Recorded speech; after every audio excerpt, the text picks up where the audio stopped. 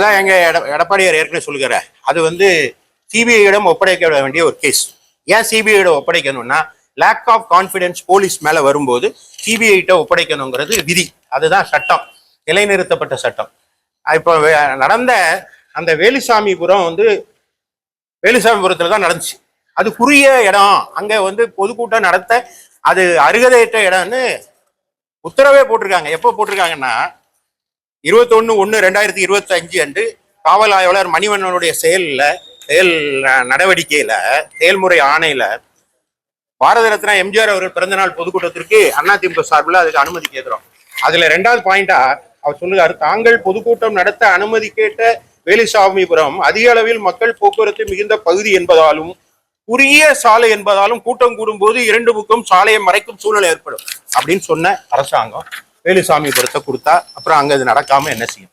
இப்ப நிறைய பேர் கேக்குறாங்க விஜயை அரெஸ்ட் பண்ணணும் அப்படின்னு கேக்குறாங்க. சட்ட ரீதியா அப்படி பண்றது முறையா இருக்காதுன்னு நான் நினைக்கிறேன். ஏன்னு கேட்டா உங்களுக்கு வந்து 2 வகையான இது இருக்கு. ஏற்கனவே அனுமதிக்கப்பட்ட இடத்துக்கு தான் அவர் வந்து கலந்துக்கிறார்.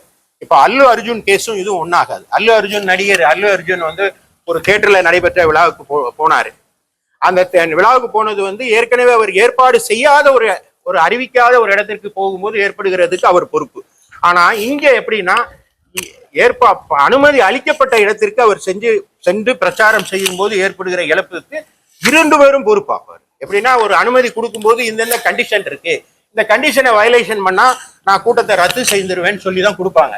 அப்போ காலையில 12 மணிக்கு வர வேண்டியவர் 7:30க்கு வந்தார், தவறுனா நீ கூட்டத்தை ரத்து பண்ணிருக்கலாமே, ஏன் பண்ணல? ஏற்கனவே குறுகிய சாலைன்னு நீங்க தான் உத்தரவு போட்டிருக்கீங்க. நான் முதல்ல சொன்னேன், இந்த இடம் கோவை கரூர் சாலை, கரூர்ல இருந்து கோவை செல்ற சாலை ரவுண்டானால அனுமதி கொடுத்தா கேட்டாங்க. அதிமுக அங்கதான் முதல்ல அனுமதி கேட்டுச்சு எடப்பாடியாருடைய பிரச்சாரத்துக்கு.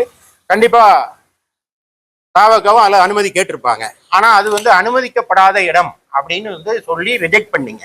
அந்த இடத்துல நடந்திருந்தா இந்த பிரச்சனை வந்திருக்காது. ஆனா அனுமதிக்கப்படாத இடம் அப்படின்னு சொல்ற இடத்துல எப்படி ஸ்டாலினுக்கு அனுமதி கொடுத்தீங்க, எப்படி உதயநிதி ஸ்டாலின் கொடுத்தீங்கன்னு ஒரு படத்தை வச்சு நான் ஒரு ட்வீட் பண்ணேன். உடனே தமிழக அரசினுடைய ஃபேக்ட் செக் குழுன்னு ஒண்ணு இருக்கு. அது வந்து தமிழக அரசு அறிக்கை விடுது, இன்பதுரை எம்பி பொய் சொல்லலாமா, அங்க கேட்கவே இல்லை, அவங்க லைட் ஹவுஸ் பகுதியில தான் கேட்டாங்கன்னு சொல்றாங்க. தாவேக்கா கதை அதிமுக கேட்டுச்சுல்ல, ஏன் கொடுக்கல? அப்போ பொய் சொல்வதை கண்டுபிடித்து சொல்வதற்கு இது தவறான சொல்வதாவது நியாயமா சொல்லணும்ல. அப்போ 3 லட்சம் ரூபாய் சம்பளம் வாங்குற ஐயன் கார்த்திகேயன் பொய் சொல்லலாமா, தவற சொல்லலாமா என்று நான் கேட்கிறேன். இப்போ இந்த வழக்கை பொறுத்தவரையில் இது சிபிஐக்கு உகந்த வழக்கு. இதை வந்து லோக்கல் போலீஸ் விசாரிக்க முடியாது. ஏன்னா சந்தேகத்தின் நிலை போலீசார் மேலேயும் இருக்கு. ஏன்னா அதுல 3 கேள்விகள் எழுதுது. ஒண்ணு வந்து அங்க தடியடி நடத்த உத்தரவிட்டது யார்? ஆம்புலன்ஸ் அங்கு ஏன் வந்தது? அங்க மின்சாரத்தை கட் செய்தது யார்? இந்த 3 கேள்வி. இந்த 3 கேள்விக்கு விடை கிடைக்கணும்னா வேற ஏஜென்சி தான் விசாரிக்கணும். ஏன்னா இது எல்லாம் வந்து அட்மினிஸ்ட்ரேட்டிவ் தவறு.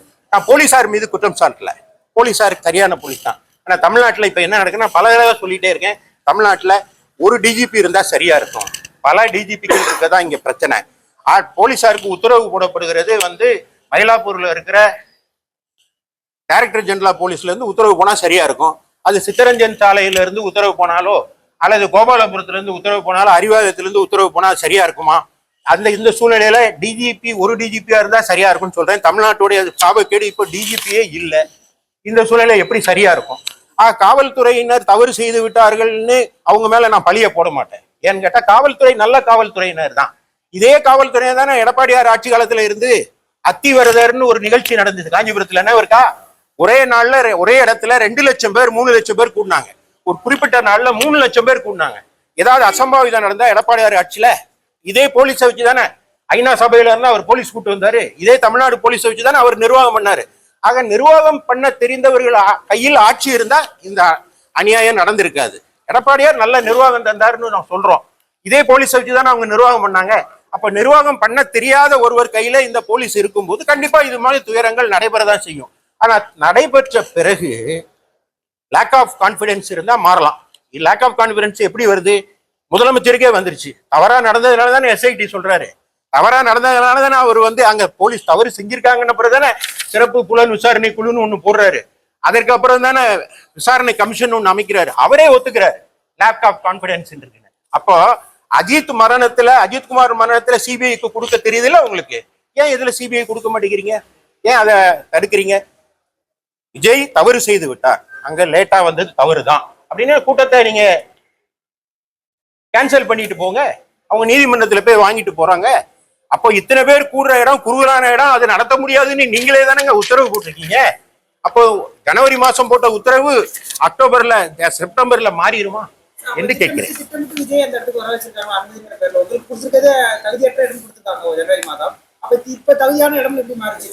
அதனாலதான் நான் சொல்றேன், இதுல சதி ஏதோ இருக்கு.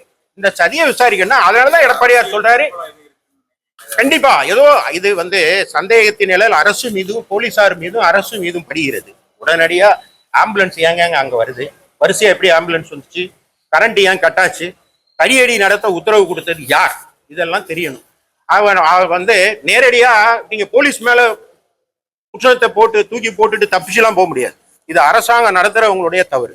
இப்போ தவறு நீங்க அரசாங்கத்தை தானே குற்றம் சாட்டுறீங்க. எந்த விஷயமா இருந்தாலும் தூத்துக்குடியில துப்பாக்கி சூடு நடந்தா அரசாங்கம் தப்புன்னா இப்ப மட்டும் போலீஸ் தப்பு, விஜய் தப்பா? அரசாங்கம் தப்பு தானே, அது ஒத்துக்கணும்ல. நீங்க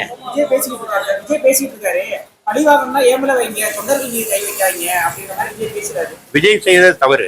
அவர் நின்று போராடி இருக்கணும். அவர் நீதிமன்றத்தை நாடி இருக்கணும். அவர் சிறப்பு புலனாய்வு குழு, அதாவது ஸ்பெஷல் பெஞ்ச் கான்ஸ்டிடியூட் பண்ண சொல்லி கேட்டிருக்கணும். கேட்காதது. அதனாலதான் நான் சொல்றேன், எடப்பாடியாரால் தான் இதெல்லாம் முடியும். திமுக மாதிரி ஒரு மோசமான தீய சக்தியை எதிர்க்கிற வலு எடப்பாடியாருக்கு மட்டும்தான் உண்டு. அது அவர் ஒரு மனிதர் வண்டி எடுத்துக்கிட்டு ஊர் ஊரா போய் பேசுறாரு, திமுக ஆட்சியினுடைய தோல் உரித்து காட்டுகிறார். இந்த ஆம்புலன்ஸ் வந்ததுதான் அவர் குற்றம் சாட்டினாரு. இந்த இதே எடப்பாடியார் கூட்டத்திலையும் இந்த முயற்சி நடந்திருக்கும். ஆனா எடப்பாடியார் அரசியல்ல தேர்ந்தவர், திமுகவினுடைய சூதுவாதுகளை அறிந்தவர், இவங்க எப்படியெல்லாம் இந்த புரட்டுவாங்க தெரிந்தவர். எனவே அவர் சாதகமாக சூழ்நிலையாக அதை சாதுரியமாக கையாண்டு தொண்டர்களை காப்பாற்றி கொண்டார். விஜயால பண்ண தெரியல. எனவேதான் நிர்வாகம் பண்றதுக்கு எடப்பாடியார் முதலமைச்சராக வரணும்னு நாங்க கேட்கிறோம். அதனாலதான் சொல்றோம், திராவிட முன்னேற்ற கழக அரசு தவறு இழைத்து விட்டது. இதுக்கு நீங்க பொதுவா போலீஸ் இன்ஸ்பெக்டர் தவறு, எஸ்பி தவறுன்னு நான் சொல்ல மாட்டேன். உத்தரவு போட்டது யாரு? மேல இருந்து உளவுத்துறைன்னு ஒண்ணு இருக்கணும். அதோட வேலை என்ன? இப்ப இந்த இடத்துல 10,000 பேர் கூடுவாங்கன்னு பெர்மிஷன் கேட்டாங்க சார், நாங்க கொடுத்தோம். ஆனா 27,000 பேர் கூடி இருக்காங்கன்னு சொல்றாரு டிஜிபி. அப்போ 27,000 பேர் கூடினா அந்த இடம் தாங்காதுன்னு உங்களுக்கு தெரியும். நீங்க என்ன செஞ்சிருக்கணும்? பேரிகார்டு போட்டு மறைச்சிருக்கணுமா இல்லையா? அல்லாட்டி கூட்டத்தை கேன்சல்னு அறிவிச்சிருக்கணுமா இல்லையா? ஏன் செய்யல? அப்போ இதுல ஏதோ ஒண்ணு இருக்கு. எனவேதான் இது சிபிஐக்கு போக வேண்டிய வழக்குன்னு நாங்க சொல்றோம். இந்த விசாரணையை சிபிஐ விசாரித்தாதான் முறையாகும். அதைத்தான் எடப்பாடியார் வலியுறுத்துறோம். சரி, இது இறந்து போய் 41 பேர் இறந்து போயிட்டாங்க, அதுல பேசுற பேச்சா இது? என்ன கூட்டணி இதெல்லாம் திசை திருப்புற பேச்சு. நடந்து முடிந்தது மிகப்பெரிய துன்பியல் சம்பவம். இதற்கு பொறுப்பானவர்கள் யாராக இருந்தாலும் நிறுத்தணும். அது விஜய் மேல தவறு இருந்தாலும் சரி, ஸ்டாலினுடைய அரசு மேல தவறா இருந்தாலும் சரி, ஒரு இண்டிபெண்டன்ட் ஏஜென்சி. அதனாலதான் அதை சிபிஐ கிட்ட கொடுக்குன்னு சொல்லலாம். ஏன்னா இந்தியாவில இதே மாதிரி நடந்த சம்பவங்கள் 4 உண்டு. சின்னசாமி பெங்களூர் சின்னசாமி ஸ்டேடியம், பெங்களூர் சின்னசாமி ஸ்டேடியம் ஹஸ்ரத் வழக்கு, அதே மாதிரி கும்பமேளா வழக்கு, புதுடெல்லி ரயில் நிலையத்துல இதே மாதிரி ஸ்டாம்பேடு நடந்தது. இதெல்லாம் படிச்சு பார்த்தேன். இதுல எல்லாம் கடைசியில என்ன சொல்றாங்கன்னா, இந்த வழக்கோட போக்கு என்ன இருக்குன்னா, இருதரப்பும் பொறுப்புன்னு தான் சொல்றாங்க. 2 தரப்புலையும் அதிகாரிகள் சஸ்பெண்ட் பண்ணப்பட்டிருக்காங்க. ஆனா இங்க எதுவுமே இல்லை. நீங்க வலை வீசி தேடுறாங்களாம். என்னங்க 41 உயிருங்க, எவ்வளவு ஈஸியா ஹேண்டில் பண்றாங்க பாருங்க. நீதியின் மேல் தாகம் இருந்தா நீதிமன்றங்களே இந்த வழக்கை நேரடியாக எடுத்துக்கணுங்கிறது தான் என்னுடைய ஆதங்கம். இது ஆய்வாளர் 21/1/2025 இந்த வேலுசாமிபுரங்கிறது அருகதையற்ற இடம், குறுகலான சாலை கொண்டதுன்னு நாங்க அப்ளிகேஷன் ஜனவரி மாதம் கொடுக்கும்போது, எம்ஜிஆர் பிறந்தநாள் கொடுக்கும்போது மாட்டேன்னு சொன்னது இது. அது ரிஜெக்டட். இந்த பிளேஸ் ரிஜெக்டட். ஆக ரிஜெக்ட் பண்ணப்பட்ட ஒரு இடம் இப்ப எப்படி அது சூட்டபிள் பிளேஸா மாறிச்சு? சார் அவங்க வந்துட்டாங்க சார், உங்களை நம்பி, அரசாங்கத்தை நம்பி தானேங்க. இப்போ நீங்க இங்க இருந்து இந்த கலெக்டரேட் விட்டு வெளியே போறீங்க, அரசாங்கத்தை நம்பி தானே வெளியே வரோம் வீட்டை விட்டு.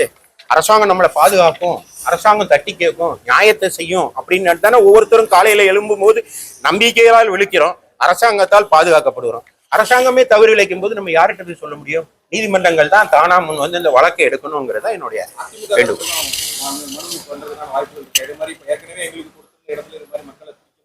ஏற்கனவே எடப்பாடியார் விளக்கமா சொல்லியிருக்காரு. நீங்க வதந்தியை பரப்பாதீங்கன்னு சொல்றீங்க, நீங்களே போஸ்ட் விட்டுறீங்க. எதை நம்பி சொல்றீங்க? நீங்க குற்றம் சாட்டும் போது ஒரு விரலை நீட்டும் போது 3 விரல் ஸ்டாலினை நோக்கி இருக்குங்கிறத ஸ்டாலின் மறந்துட்டாரு.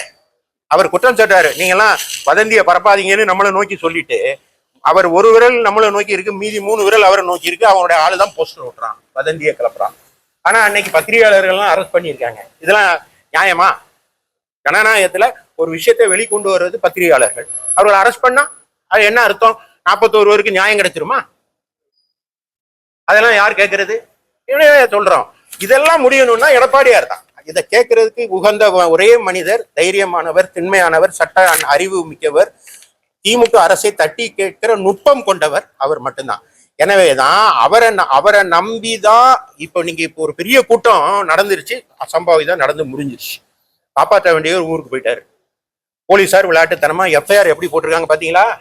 எஃப்ஐஆர் அப்போ லேக் ஆஃப் கான்பிடன்ஸ் இருக்குன்னு நான் சொல்றது போது, ஆமா இப்போ விஜய் என்ன கட்சி நடத்தாரு? விஜய் தமிழக மக்கள் கட்சியா விஜய் நடத்துறது? வெற்றி கழகம். எஃப்ஐஆர்ல என்ன போட்டிருக்காங்க அப்படின்னா அது முறையா இருக்கா? நீதி கிடைக்குமா அந்த 41 பேருக்கு என்று நான் கேட்கிறேன். நாங்க வேதனையில நாங்க பேசுறோம், எதிர்கட்சி தான் அதை தட்டி கேட்கும். அதனாலதான் எடப்பாடியார் பேசுறாரு. பேசுனா அவர் வந்தார், ஊர்ந்தாரு, தவழ்ந்தாருன்னு நீங்க பேசுறீங்க, அவர் வாயை அடைக்க பாக்குறீங்க. அதுவா அரசியல்? நியாயம் நடந்தது தவறு என்றால் நீங்க உடனே கண்ணீர் விடுறீங்க, கதறிக்கிட்டு நான் ராவோட ராவா வர்றீங்க. கள்ளக்குறிச்சியில வரவே இல்லையா? நாங்க தானே அந்த வழக்கை சிபிஐக்கு மாத்தணும். ஏன்னா அரசு தவறு இழைத்து விட்டதனால் உள்ளூர் போலீசார் மீது சந்தேகத்தின் நிலையில் இருப்பதனால் அது லேக் ஆஃப் கான்பிடன்ஸ் இருக்கு. எனவே அதை சிபிஐக்கு மாற்ற வேண்டும் என்று கேட்டா நீதிமன்றம் தான் உத்தரவு போட்டுச்சு. இப்ப சிபிஐ விசாரிச்சுட்டு இருக்கு. ஏன் இதை கொடுக்கறதுல அஜித்குமார் கேஸ்ல கொடுக்க உங்களுக்கு தெரியுது இல்ல? நீங்களே முன் வந்து தானே கொடுத்தீங்க. இப்ப கொடுக்கறதுல உங்களுக்கு என்ன பிரச்சனை? தவறு நீங்க இழைக்கலன்னா நீங்க ஏன் பயப்படுறீங்கன்னு நான் கேட்கிறேன். எடப்பாடியார் இப்பொழுது அறிவித்திருக்கிறார். நாங்க அதை நுட்பமா கவனித்துக் கொண்டிருக்கிறோம். நீதிமன்ற விடுமுறையில் இருக்கிறது. நீதிமன்றங்கள் திறந்ததும் இப்ப பண்டிகை கால விடுமுறையில நீதிமன்றம் இருக்கு, திறந்ததும் இதை யார் தட்டி கேட்கணுமோ அவங்க தட்டி கேட்கிறாங்களான்னு பார்ப்போம். இல்லைன்னா அதிமுக அந்த சட்ட போராட்டத்தில்